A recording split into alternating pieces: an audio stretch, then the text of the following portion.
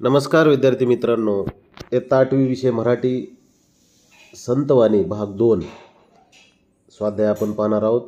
भाग 2चे कवी आहेत संत सावतामाळी। आपण व्हिडिओवर नवीन असाल तर व्हिडिओला लाईक, शेअर आणि कॉमेंट। एक चौकटी पूर्ण करा। संत सावता महाराजांची मागणी। संतांची आठवण नेहमी असावी। संतांनी दाखवलेला तो मार्ग म्हणजेच भक्ती मार्ग। नंबर 2 सूचनेनुसार करा। अभंगात आलेला परमेश्वर या अर्थाचा दुसरा शब्द लिहा। अभंगात आलेला परमेश्वर या अर्थाचा दुसरा शब्द नारायण हा आहे। संत हे उत्तर येईल असा प्रश्न तयार करा। सावतामाळी हे कोण आहेत हे प्रश्न आहे।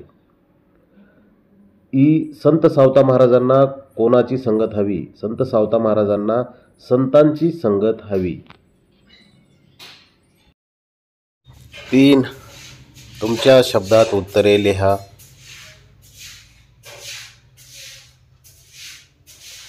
संत सावता महाराजांचे मागणे तुमच्या शब्दात लिहा। संत सावता महाराज परमेश्वराला म्हणतात, हे परमेश्वरा, आम्हाला कोणाला काही मागायचे नाही, फक्त तुझ्याजवळ आमची एक मागणी आहे, ती म्हणजे आमच्या मनात नेहमी संतांची आठवण राहू दे। आम्हाला नेहमी संतांची संगत लाभू दे। हे नारायणा, संत हेच आमच्यासाठी देव आहेत, म्हणून संत हेच आमच्यासाठी सर्वस्व आहेत। संत सावता महाराज संतांचा सहवास लाभण्याची मागणी का करतात ते स्पष्ट करा। उत्तर, संत संगत हीच ईश्वर संगत असे समजून संत सावता महाराज परमेश्वराजवळ संतांचा सहवास लाभण्याची मागणी करतात। संतांचे विचार पवित्र असतात। वाईट विचारांना त्यांच्याजवळ थारा नसतो। लोभ, मोह, मत्सर हे अवगुण त्यांच्याजवळ नसतात।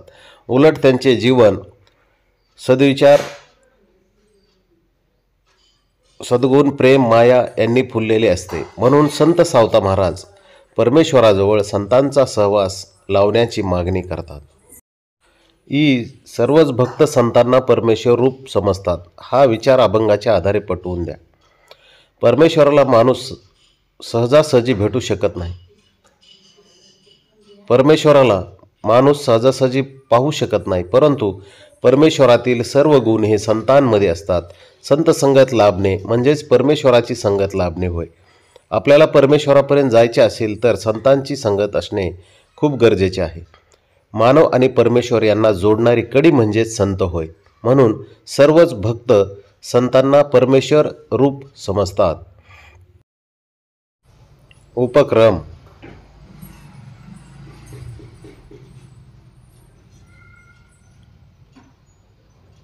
खालील संतांची माहिती मिळवा व दिलेल्या मुद्द्यानुसार ती लिहा।